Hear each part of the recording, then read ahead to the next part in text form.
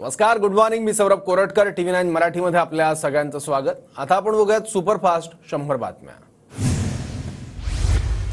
दीपक चव्हाण, संजीव राजे नाईक निंबाळकरांचा आज पवार गटात प्रवेश. दीपक चव्हाण साताऱ्याचे जिल्हाध्यक्ष तर संजीव राजे तुतारी हाती घेणार. विधानसभा निवडणुकीसंदर्भात राहुल गांधींनी आज बोलावली महत्त्वपूर्ण बैठक. पृथ्वीराज चव्हाण, नाना पटोले, विजय वडेट्टीवार, वर्षा गायकवाड, बाळासाहेब थोरात उपस्थित राहणार. जागा वाटपापूर्वी काँग्रेसच्या बैठकीकडे लक्ष. काँग्रेसचे महाराष्ट्र प्रभारी रमेश चन्नीथला यांच्या प्रमुख उपस्थितीत आज प्रदेशाध्यक्ष नाना पटोलेंच्या अध्यक्षतेखाली काँग्रेसची मुंबईत बैठक. दुपारी 4 वाजता दादरच्या टिळक भवन इथे राज्य निवड मंडळाची बैठक. राज्य मंत्रिमंडळाची आज सकाळी सह्याद्री अतिथीगृहावर बैठक. सकाळी 9:30 वाजता मंत्रिमंडळाच्या बैठकीला सुरुवात होणार. निवडणूक आयोगाची आज पत्रकार परिषद होण्याची शक्यता. निवडणूक आयोग आज महाराष्ट्राच्या विधानसभा निवडणुकांची घोषणा करण्याची शक्यता. सूत्रांची माहिती. शरद पवार गटाची शिवस्वराज्य यात्रा कराडच्या उमरजमध्ये जयंत पाटील, खासदार अमोल कोल्हे उपस्थित असणार. मुख्यमंत्री शिंदेंकडून आशिष जयस्वालांची उमेदवारी जाहीर. आशिष जयस्वाल रामटेकचे विद्यमान अपक्ष आमदार. मी मुख्यमंत्र्यांसोबत होतो म्हणून त्यांनी उमेदवारी दिली. जयस्वाल यांची प्रतिक्रिया. मनमाड नगर राज्यमार्गावरील विंचूर चौफुलीवर मराठा कार्यकर्त्यांचा रस्ता रोको. भुजबळ समर्थकांनी मराठा कार्यकर्त्यांना शिवीगाळ केल्याचा आरोप. मराठा समर्थकांची जोरदार घोषणाबाजी.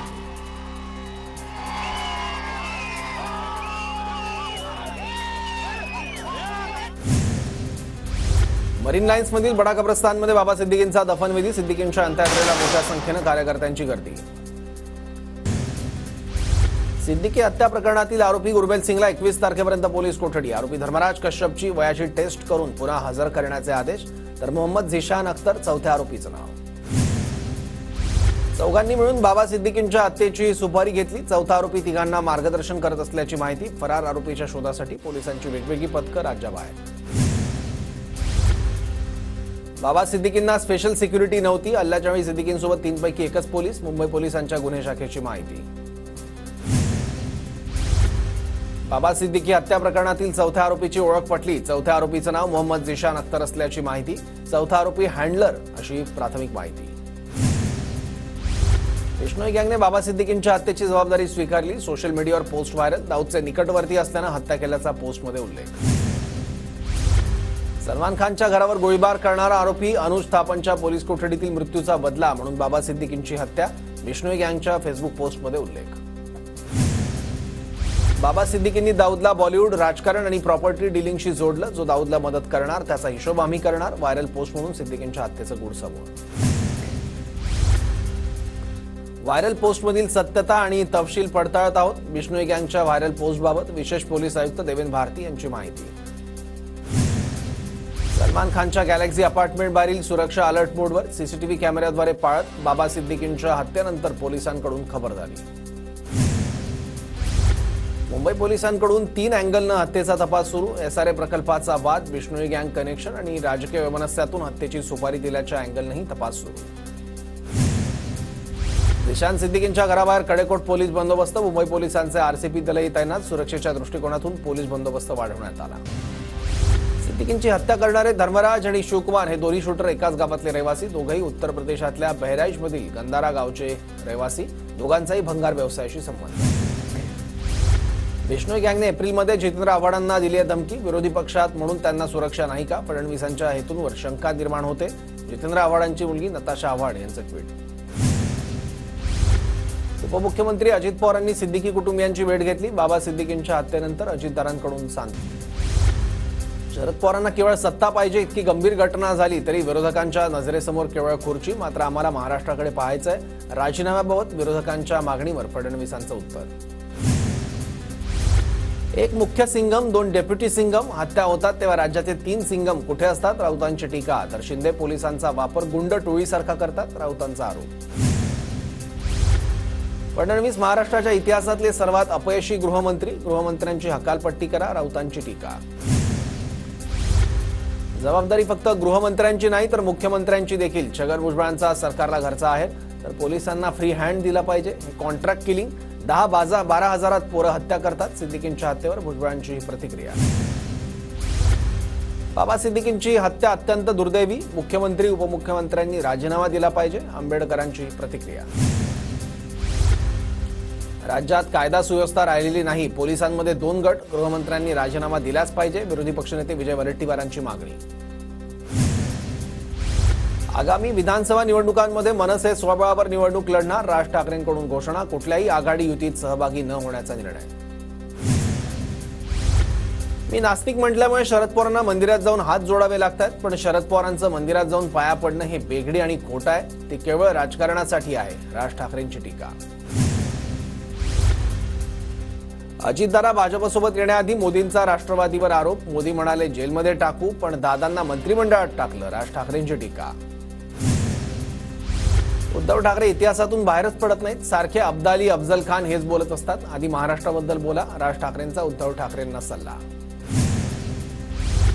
राजकारणात काही जण आहेत जे निवडणुकीच्या हंगामात बाहेर पडतात, राज ठाकरे बोलता बोलता अचानक मध्येच सत्ता मागतात, सुषमा अंधारेंचा राज ठाकरेंवर हल्लाबोल. मवियाच्या पत्रकार परिषदेत गद्दारांचा पंचनामा प्रकाशित, महायुतीने केलेल्या भ्रष्टाचाराचा पाडा वाचत मवियाकडून व्हिडिओ जारी.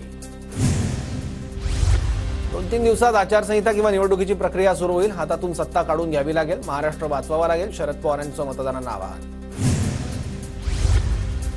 गृहमंत्री होर्डिंग लावतात पण कारभाराची जबाबदारी घेत नाही, राज्यात महिला राजकारणी सत्तेतील नेते असुरक्षित, गद्दारांच्या सेवकांना दिलेली सुरक्षा काढून जनतेसाठी का वापरत नाहीत, मवियाच्या पत्रकार परिषदेतून उद्धव ठाकरेंचा हल्लाबोल.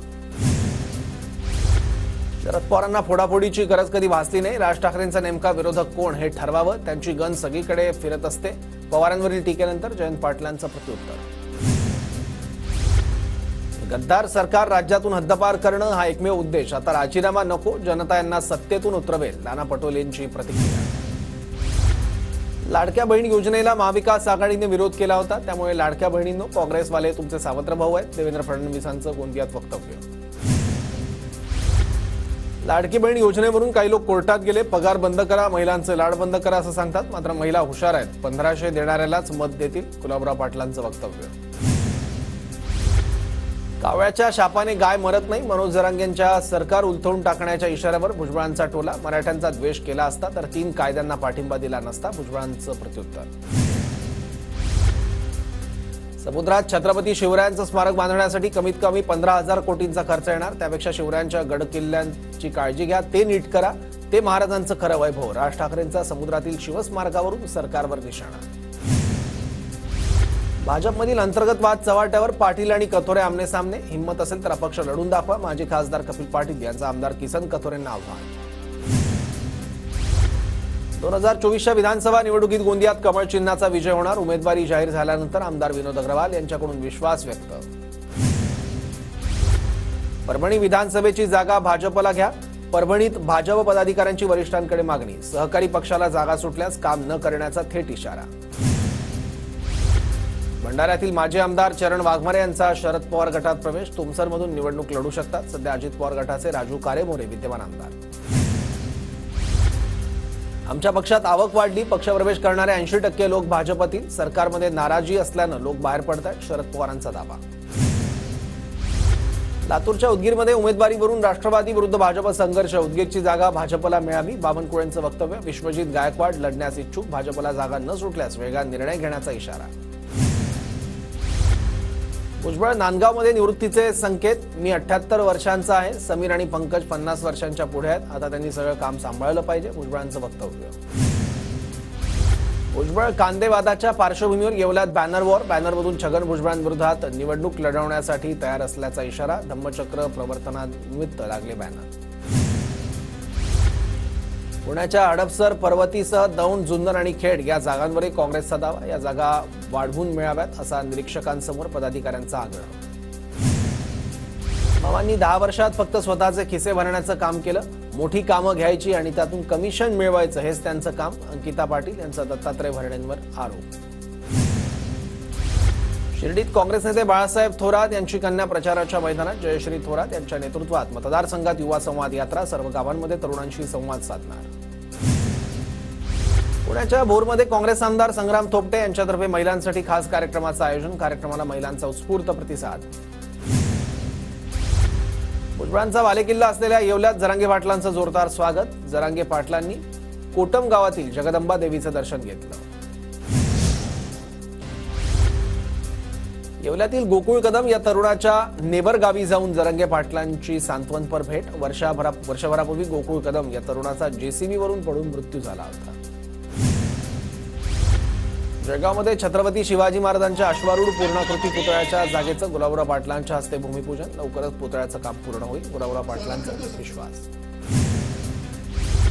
राहुल मखरेंना शरद पवारांनी मोठी जबाबदारी दिली. पक्षाचे सरचिटणीस तसंच प्रदेश प्रवक्तेपदी राहुल मखरे आंबेडकरी चळवळीतील मोठे नेते. विधानसभा निवडणुकीच्या पार्श्वभूमीवर नागपुरात काँग्रेसचं घर घर पत्र अभियान. पत्राद्वारे भाजपला उत्तर. मतदारांना काँग्रेसच्या पाठीशी उभं राहण्याचं आवाहन. जळगावच्या धरणगावमध्ये शेकडो कार्यकर्त्यांचा शिंदे गटात प्रवेश. ठाकरे गटाचे शहर संघटक चौधरी यांच्यासह इतरांचा प्रवेश. शक्तीपीठ महामार्ग कृती समिती पुन्हा एकदा आक्रमक. शक्तीपीठ महामार्गाविरोधात 12 जिल्ह्यातील शेतकरी एकत्र होणार. 21 ऑक्टोबरला कोल्हापुरात राज्यव्यापी परिषद होणार. आचारसंहिता लागण्यापूर्वी लाडकी बहीण योजनेचे पैसे महिलांच्या खात्यात जमा होण्यास सुरुवात. सप्टेंबरच्या शेवटी ज्यांनी अर्ज भरले त्या महिलांना ऑक्टोबरच्या सुरुवातीपासून पैसे यायला सुरुवात. सणासुदीच्या काळात ऑनलाईन खरेदीचं मार्केट तेजीत. आठवडाभरात ऑनलाईन प्लॅटफॉर्मवर तब्बल 55,000 कोटींच्या वस्तूंची विक्री. मागील वर्षीच्या तुलनेत 26% वाढ. डीमॅट खात्यांची संख्या 17 कोटी 5 लाखांवर. सप्टेंबर महिन्यात 44 लाख नव्या डीमॅट खात्यांची. एमआरडीएकडून बीकेसीतील आणखी 3 भूखंडांचा लिलाव होणार. ई लिलावातून किमान 656 कोटी रुपयांचा महसूल मिळण्याची शक्यता. सिडकोच्या 26,000 घरांची योजना जाहीर. माझं पसंतीचं घर या योजनेअंतर्गत ऑनलाईन अर्ज नोंदणीला सुरुवात.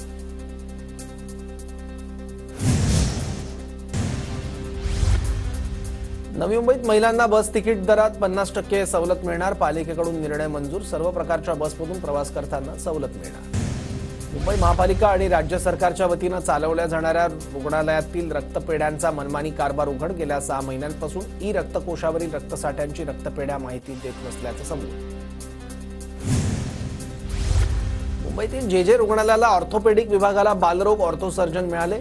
हाडांच्या आजारानं त्रस्त असलेल्या पीडित मुलांच्या पालकांना आता शस्त्रक्रियेसाठी महागड्या हॉस्पिटलमध्ये जावं लागणार नाही.